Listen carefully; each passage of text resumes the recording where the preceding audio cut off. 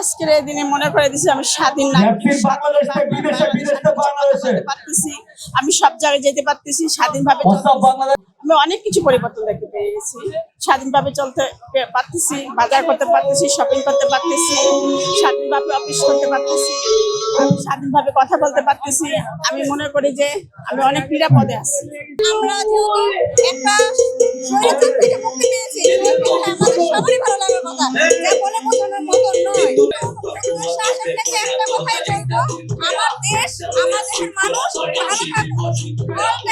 রাজনৈতিক দল আর যে কোনো রাজনৈতিক দলে আসুক, কিন্তু আমার একটাই চাওয়া, আমার দেশ, আমার দেশের মানুষ ভালো থাকুক, আমার দেশের সার্বভৌমত্ব ভালো থাকুক, যাতে কোনো ক্ষেত্রে আমার দেশের মানুষ কষ্ট না পায়। কারণ 1 বছর ধরে আমাদের দেশে রাজনৈতিকভাবে আমার